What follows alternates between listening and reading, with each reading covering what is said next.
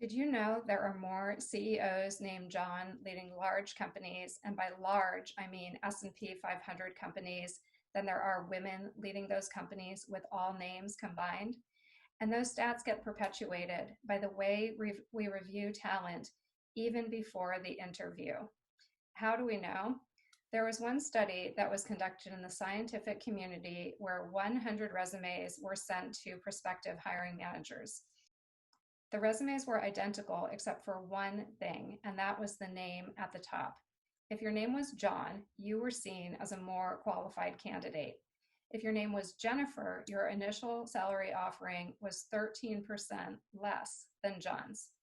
Those stats are maddening and infuriating, but the reason that I conducted the research I did was because of my own personal experiences.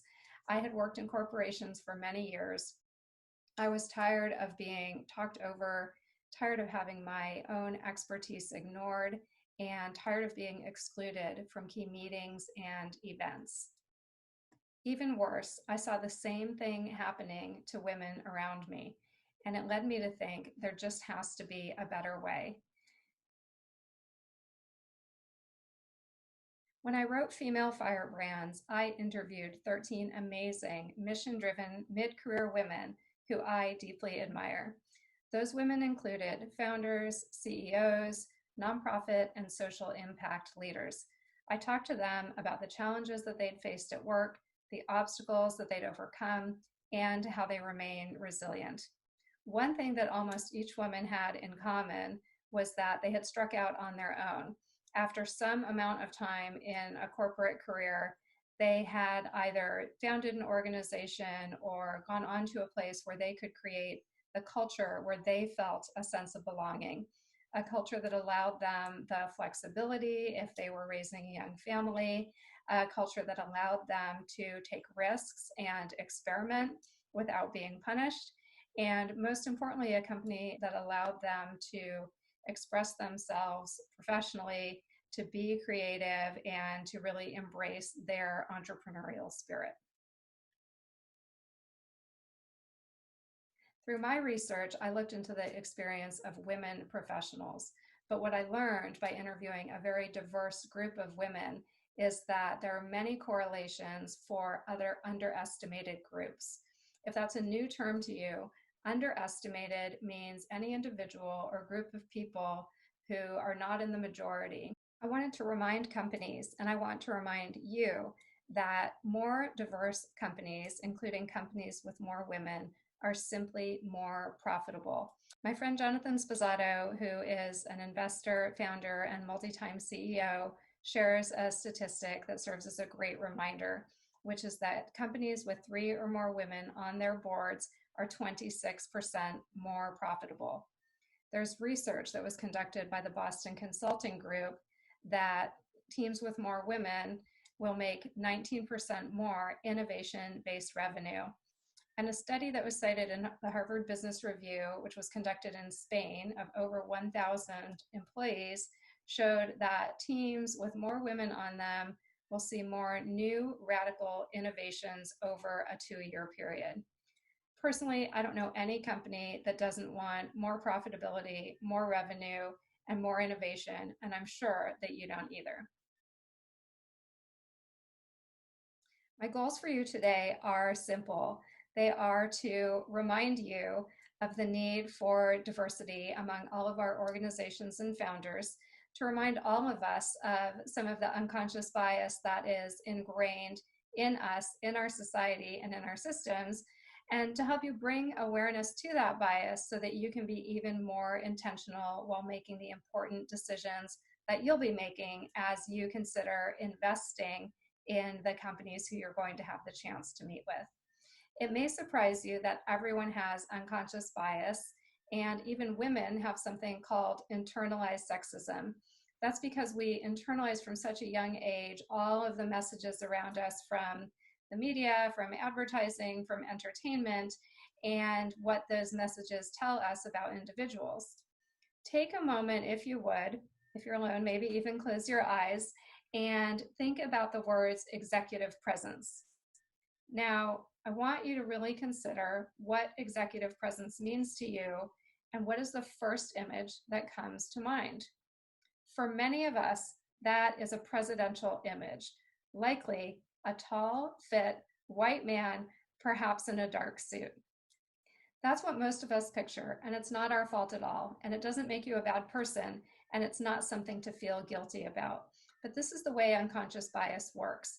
What we've just done by having you reflect on what executive presence means is we've actually increased your self-awareness. Once you realize what assumption you're making and how it's possibly leading you to judge others, it enables you to be more intentional. I want to share a quick story that happens to be about executive presence from a startup founder and CEO I was working with. He had given a number of his leaders the feedback that they needed to improve their executive presence. As a coach, they were confiding in me. And one of the things that I began hearing was that they weren't sure exactly what executive presence meant. They didn't know which behaviors they had that weren't demonstrating presence or how to shift those behaviors. I wasn't sure either, because each of us has our own different interpretation of what that means in our organization and in our culture. So I went to the CEO and I asked him to help define this term for his leaders. He did some thinking, and at our next executive staff meeting, he brought it up, and we brainstormed. People threw out what was their version of executive presence, what did it mean to them, so that he could respond.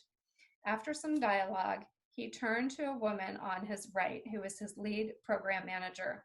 She was very quiet, introverted, and reflective leader. And he addressed the team, and he said, I'll call her Joan. He said, Joan really embodies what I think of as executive presence. Now, the group was a little surprised. Again, this didn't go along with their norms and their assumptions, but it made perfect sense when he explained himself. He said, Joan is a very quiet and thoughtful leader. She doesn't speak up all the time, but when she speaks up, we all take her seriously. When she speaks up, we listen, we trust in her viewpoints, and we believe in Joan. That was his definition of executive presence. I would strongly encourage you to remember that when you're viewing a leader, a speaker, or a presenter in any role. Back to the internalized sexism, you probably don't know that women and men will both judge women speakers more harshly than they will their male counterparts. In one research study, both women and men got up on a stage and presented the same information to the same audience.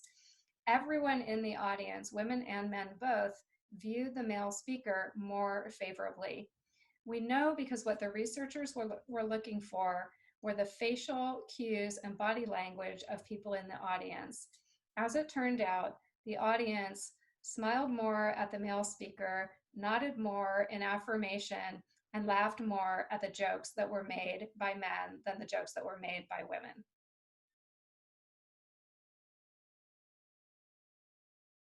One of the 13 women who I had the pleasure of interviewing was Kieran Snyder. Many of you may know Kieran as the co-founder and CEO of Textio, which has raised over $20 million. Before becoming a founder, Kieran spent several years working at Microsoft. She told me this story that I want to pass on to you. Kieran, her colleague, had gone to give an important presentation to several executives. They were sitting across from the executives, and even though this was Kieran's meeting to lead, 80% of the questions and comments were going to her male colleague who was sitting next to her. Kieran has a strong personality, and she was not accustomed to this. She didn't know what to say or do, though, because she didn't want to interrupt the meeting, and it was so important for them that it went well. Without saying a word, her colleague got up and walked around to the other side of the table where he joined the executives. That put him and them on one side of the table and left Kieran alone on the other side of the table.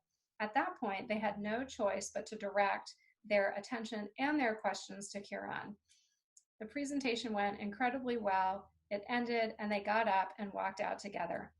Kieran thanked her colleague, who she still considers an advocate to this very day.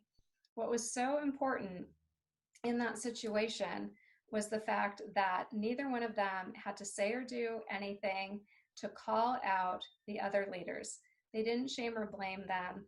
They didn't make anyone feel uncomfortable, and yet they achieved the goal of putting all the focus where it belonged, which was back on Kiran. When I talked to Kiran about her experience in the startup community, she said she's been absolutely thrilled by the collaboration and sense of community that she's built both with women and men. It's something that she thinks about often and strives to give back every single day. By now, hopefully, I've convinced you of two things. One is that we are not in control of our unconscious, and we all have some deep-rooted beliefs lurking in there that we would love to reverse if we could. That, again, is about becoming aware of unconscious bias. Once you're aware, you can be intentional and you can reject those thoughts and choose to take action on your conscious beliefs as opposed to your unconscious beliefs. Secondly, we now know that diverse teams, that is teams with more women, as well as teams with any other underestimated groups, are in fact the best for your organization. They result in more profits, more revenue, and more long-term new and radical innovations. So you might be asking at this point, well, why does all of this matter? As I started doing this work and I was having a lot of conversations regarding unconscious bias, I started getting asked, what are some examples? How does this unconscious bias show up? What does it look like in everyday life? And it didn't take long after getting asked that question until I stumbled on my own experience of unconscious bias. I'll share that brief story with you. I was working with an executive coaching client and I realized I had a back-to-back meeting. So I asked him if he could lend me an office space in his building where I could take my call. That way I wouldn't be rushing and I would be on time to meet him. He said, absolutely, it was not a problem at all. And then he introduced me over email to his executive assistant named Alex. So I'm corresponding with Alex. Alex is incredibly kind and is, booking the room and offering to meet me downstairs. Well, just like we pictured executive presence, pause with me again for a moment. Maybe close your eyes if you're comfortable. Who do you think Alex is? I pictured Alex as a young blonde-haired woman, nicely dressed, a little bit made up. This is a typical stereotype of an executive assistant that I was brought up with. And I didn't even realize that I was making that assumption about Alex until I got to the building lobby. Alex came down to greet me and he said, let me show you to your conference room. So that's right, Alex, in this case, happened to be a young man. Now you might ask, well, so what? What's wrong with that? You thought Alex was a young woman, it was a man. Why does this matter to us? Well, it matters for these reasons. Let's say I'm interviewing candidates for an executive assistant. I receive resumes and again, unconsciously, I'm looking at the name on the resume. I'm assuming, whether I know it or not, that a young woman makes the best executive assistant. Now, I'm creating a bias both with regard to gender and age, and that may cause me to dismiss unintentionally resumes with what I believe to be a man's name. It may cause me to dismiss resumes of people with many years of experience because I believe that the best and most energetic executive assistants are younger. That's how our bias can show up. Now, let's change the role for a minute and let's change the role to a senior engineer. Many of us grew up with, well, depending on your age, if you're approximately my age, you still grew up with that stereotype of the engineer might have been a guy in a hoodie working from the basement, right? It started with Bill Gates. It's been perpetuated onto Mark Zuckerberg. And that is the stereotype that many of us have regarding what an engineer looks like. In this case, it's not so hard to see how that bias can and does affect us. This impacts the candidates that we consider for engineering. This impacts what kind of individuals are encouraged to pursue careers in engineering based on many people's stereotypes and assumptions about who makes the best engineers or what type of person makes the better engineer and should therefore go into the field of engineering. Unfortunately, those biases don't end with higher education. They follow people and they follow us all the way into the job market.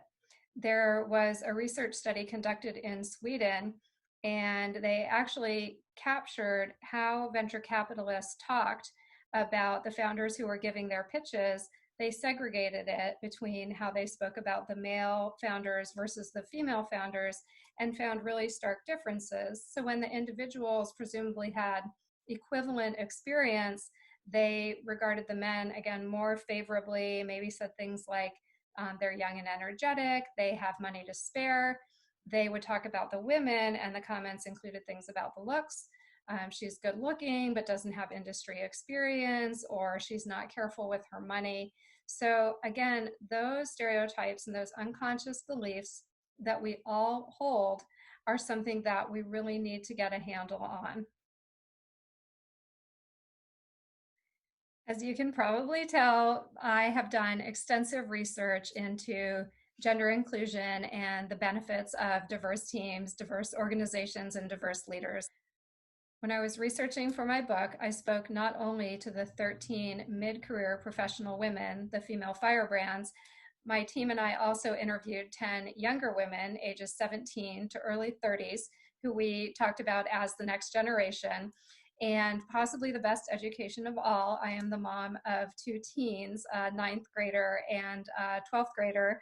My oldest is a boy, my youngest is a girl.